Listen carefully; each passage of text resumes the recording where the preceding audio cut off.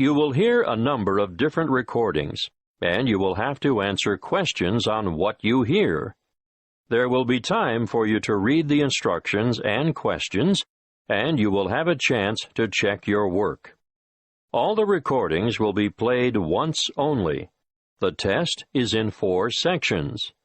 At the end of the test, you will be given 10 minutes to transfer your answers to an answer sheet. Now, turn to Section 1. Section 1. You will hear a conversation between a woman making inquiries and a school receptionist. First, you have some time to look at questions 1 to 6.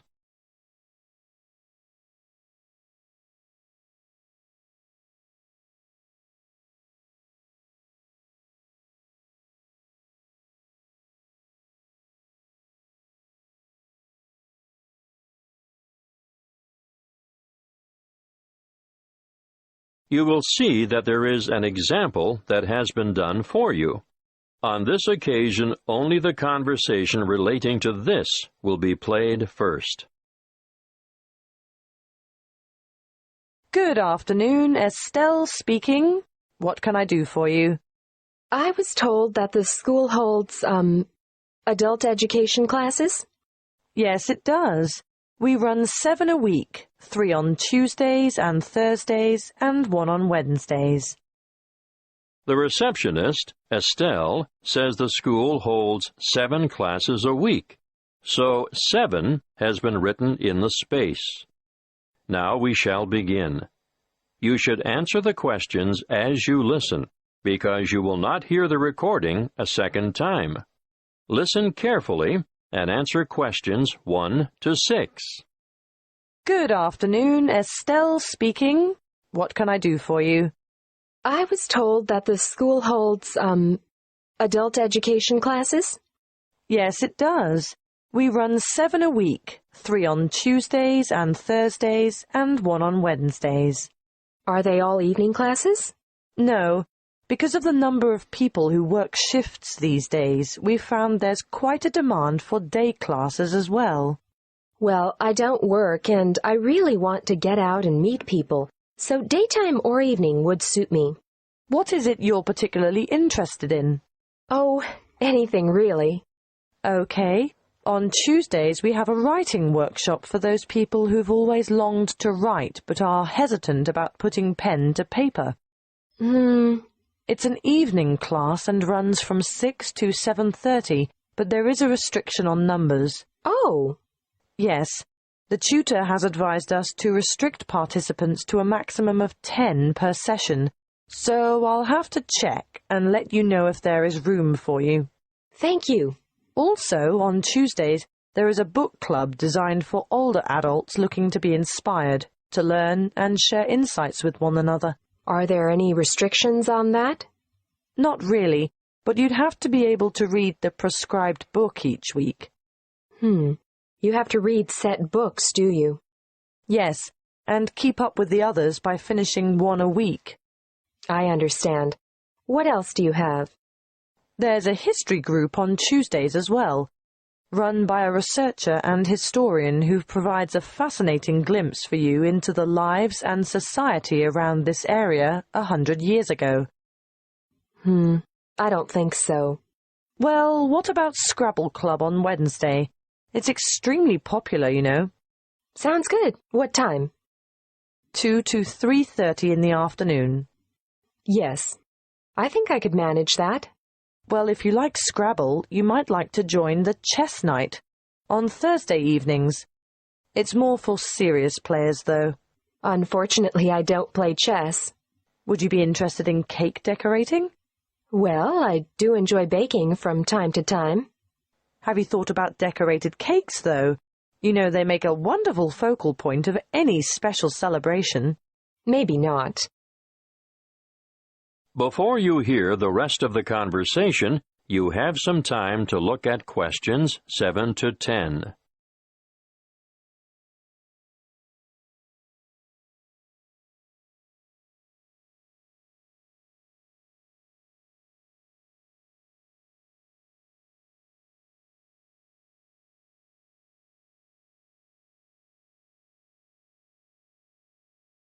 Now listen and answer questions 7 to 10.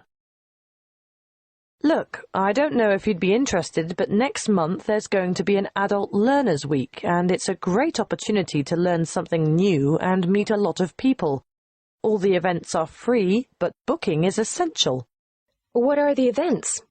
I'll give you a brief rundown, and if you decide there's something in it for you, I can send you all the details. Great! When is it? The first week in September, from the 1st to the 8th.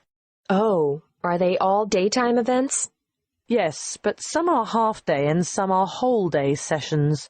Can you just quickly tell me about the half-day ones, please? Okay. The Techno Expo will help you work with social networking tools, and you can learn more about online privacy and security and online entertainment. That's Monday the 1st. In the morning? Actually, it's after lunch, from 1 to 4:30. What else is there in the afternoon? Well, on Wednesday, there's work-life balance, understanding how to assess what you really value, the importance of balance and harmony in your life, and how to achieve it. That's another one I'd like to go to. Are there any more? No more half-days in the afternoon. Wait a minute. There is a poetry event. What does that entail? Writing some inspirational poems and sharing them with the class. No, thank you. I'm not going to read my poems to other people. I know what you mean. One more thing. Can you tell me where all the events are being held? Yes, all the workshops are at the Central Library. Oh, good. That's handy. That is the end of Section 1. You now have half a minute to check your answers.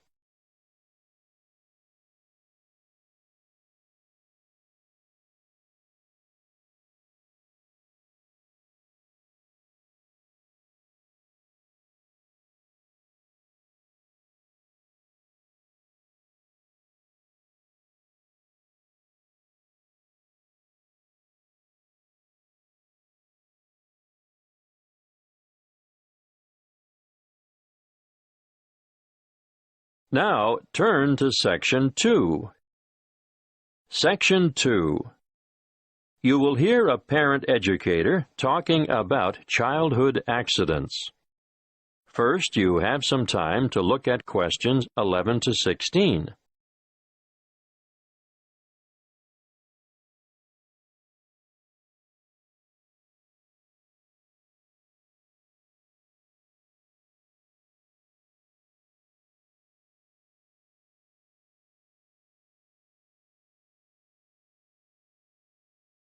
Listen carefully and answer questions 11 to 16. I'm sure you are all aware that babies, infants, and children are exposed to an enormous number of potentially serious accidents all the time. Accidents where vehicles are involved are always awful, but particularly so when children are injured. Now, of course, most should never happen, but unfortunately, the casualty lists increase every year. It still surprises me that so many youngsters fall from shopping carts, for example. With small children, however, the highest proportion of accidents will occur inside the house or in the backyard. Many of the risks are obvious, but are often ill-considered, even in well-organized homes. Older children are exposed to a greater number, for they are also open to the hazards of the adult world. This should be kept well in mind by parents. Education is vital.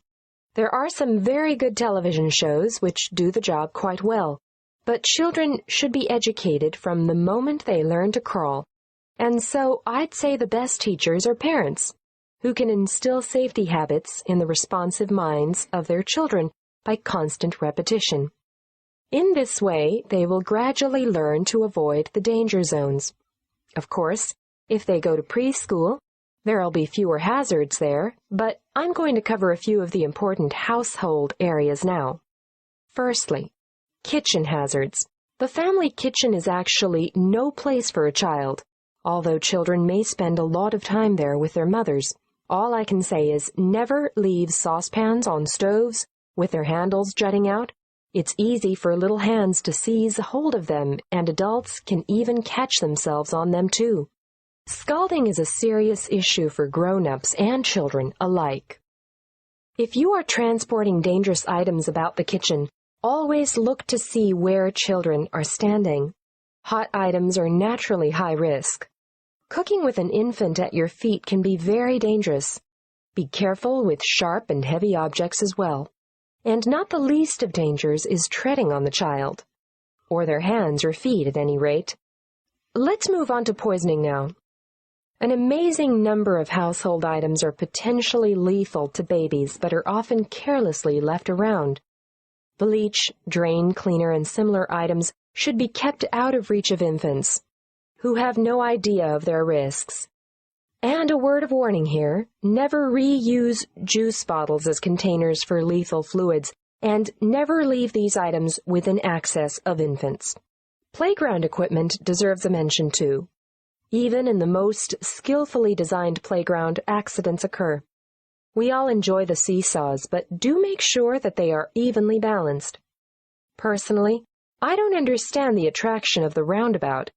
It makes me feel sick to my stomach. But the little ones enjoy the ride. Swings are great fun, but children just don't understand the danger of a swing suddenly coming back and striking a standing child. The results are often big bruises or even broken bones. Fractured skulls are the worst playground injuries I've seen, and these are common when young ones fall from a height such as the top of a climbing frame. I think the slides are much safer. Whatever your preference, though, be sure to keep a watchful eye on your children in the playground. Before you hear the rest of the talk, you have some time to look at questions 17 to 20.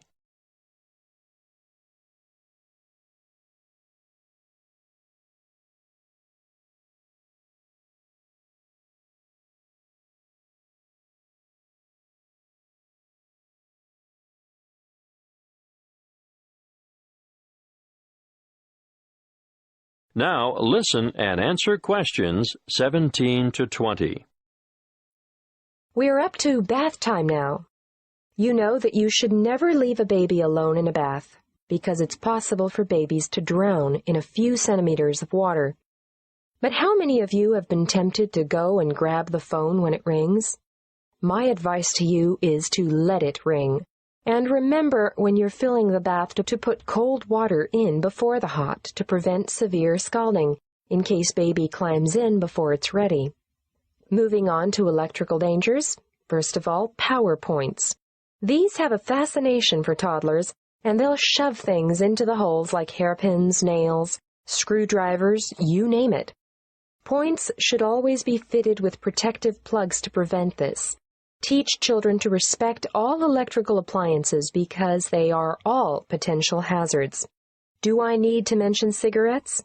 Unfortunately, I still see parents smoking in spaces where their children have to inhale the cigarette smoke. We all know the dangers of secondhand smoke. But even leaving a packet of cigarettes within reach is dangerous because eating just one cigarette may poison a small child. If quitting the habit is too difficult, please ensure all tobacco products are kept out of reach and smoke outside. Lastly, given our cold winters, I need to warn you about heating systems. Open fires and heaters must be covered by protective devices. Even radiators and other sources of heat, which are attractive to children, can cause a nasty burn on sensitive young skin. Remember, there is never a good time to leave infants by themselves in a room where there is an unprotected source of heat.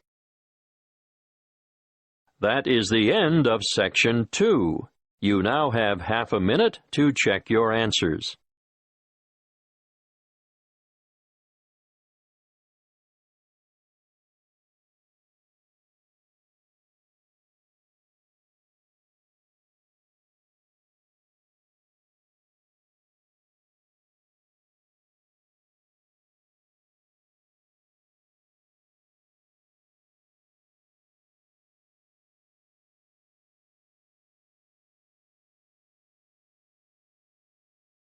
Now turn to Section 3. Section 3. You will hear a conversation between two students discussing an assignment. First, you have some time to look at questions 21 to 26.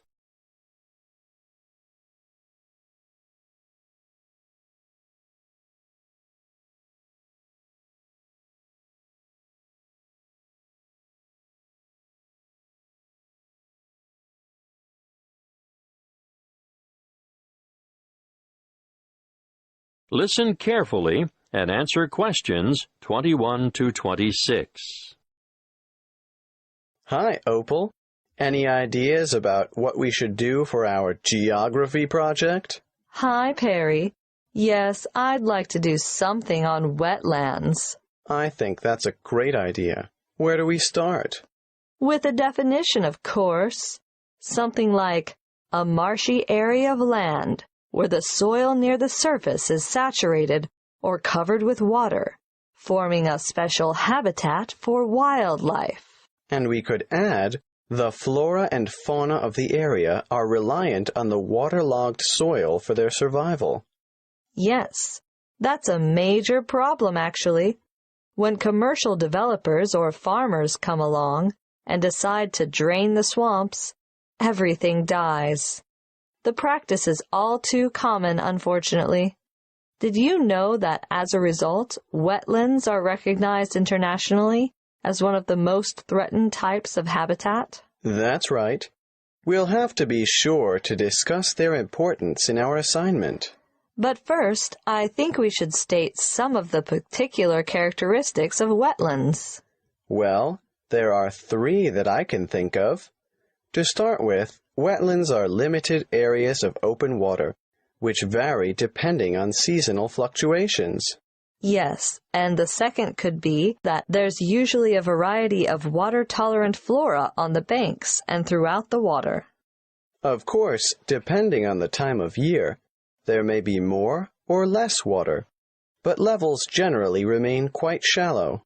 Okay, now let's move on to the importance of wetlands. Shall we start with plant and wildlife habitat? Yes, I think we should point out that wetlands are homes for countless species of water birds, frogs, invertebrates, and fish. And they support many varieties of water-loving plants. Which brings us naturally to the topic of biodiversity. Even small wetlands act as borders between land and permanent water. They turn into refuge areas or sanctuaries in times of drought, and they often support rare and threatened plants and animals found nowhere else. Exactly. And they're especially important as nurseries and breeding grounds for all kinds of fish, birds, and invertebrates. Wetlands are important for improving the purity of the water, too. Yes, that's because the flow of water through the wetlands is slowed by bank and in-stream plants, and so it allows sediment to settle. Nutrients such as nitrogen and phosphorus and other pollutants are removed as the water passes through. Before you hear the rest of the conversation, you have some time to look at questions 27 to 30.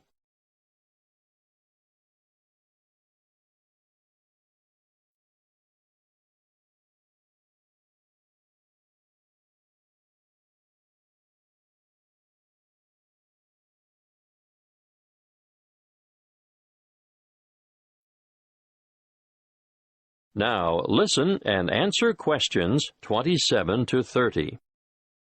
Okay, at this point, I think we should look at mangroves. They're important for nutrient removal. I think nutrient recycling is more accurate, and biological productivity, because wetlands are really very productive ecosystems. Should we do a food web then? We should do a diagram of some sort showing the importance of mangrove trees, but maybe not a food chain. How about you explain it while I try and sketch it? Right. Well, let's start with the mangrove trees. They're very special because of their aerial roots that allow them to breathe even when the tide is high and their roots are underwater. They can live in salt water, and the salt enters through the roots, travels up to the older leaves, and then these die and drop back into the water.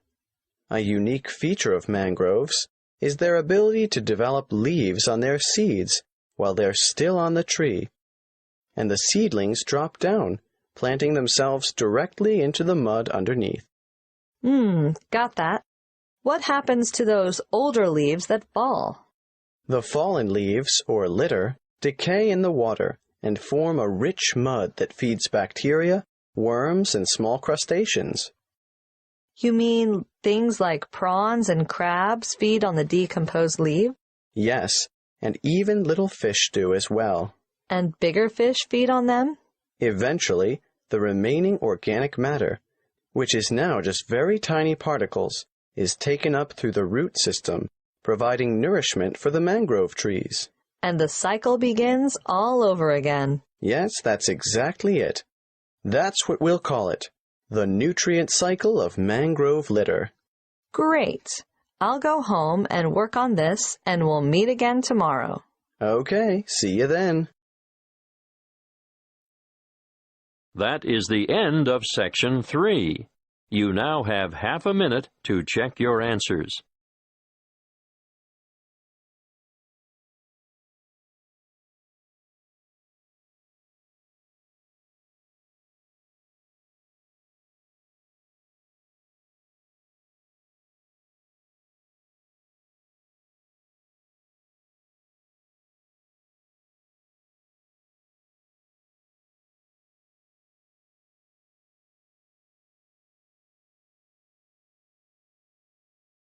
Now, turn to Section 4. Section 4. You will hear a lecture on meteorology and cloud formation. First, you have some time to look at questions 31 to 40.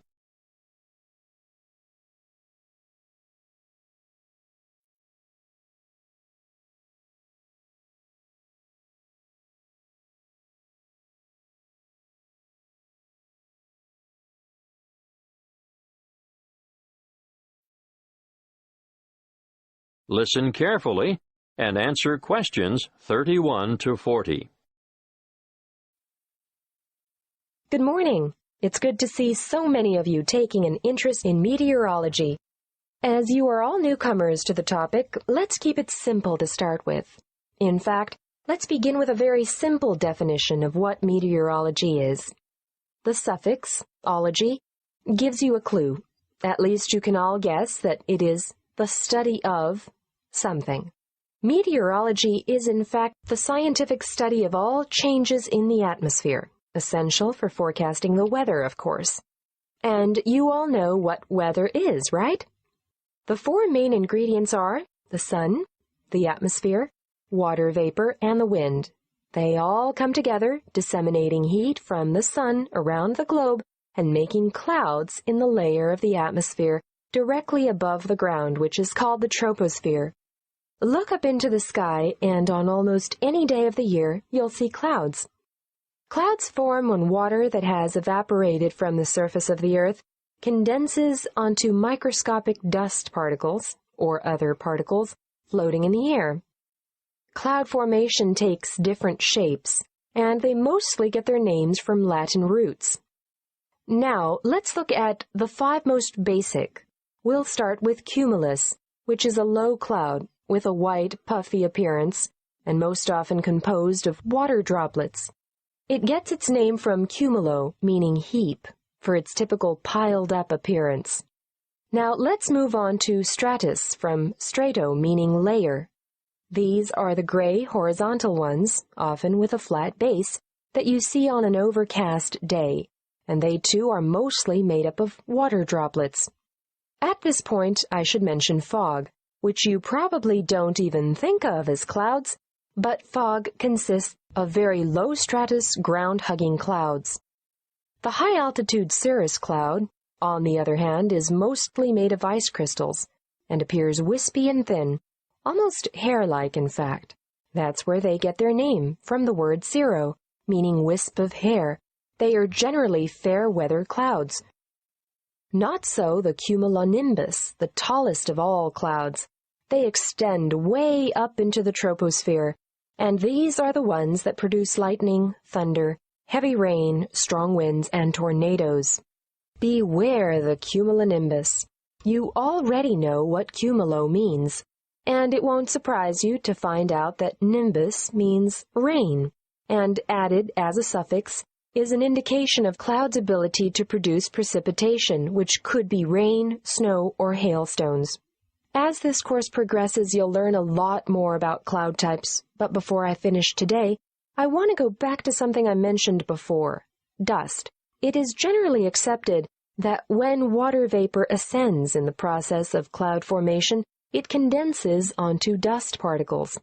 So it was assumed large dust particles would produce larger droplets and enhance the formation of rain. However, recent research has shown the opposite to be true. Droplet size increases the farther the clouds are from dust-filled air. More dust reaching rain clouds produces less rainfall. Scientists have shown that as more and more dust enters a rain cloud, the same amount of water becomes spread out. The resulting smaller water droplets scatter instead of combining and growing large enough to make up raindrops. This study shows that higher dust frequency is not inevitably the result of diminished rainfall, but rather its cause. Therefore, loss of topsoil from overgrazing, overcultivation, or bad livestock management in areas neighboring deserts will contribute to the continuing expansion of those arid regions.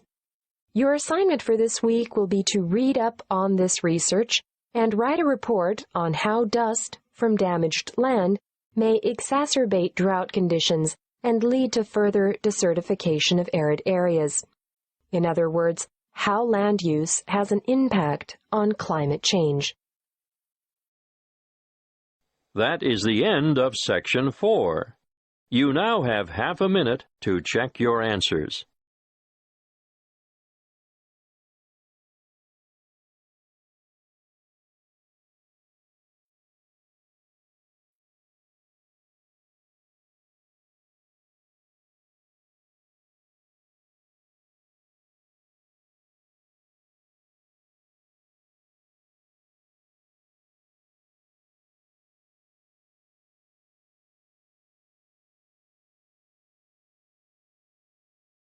That is the end of the listening test. You now have 10 minutes to transfer your answers to the listening answer sheet.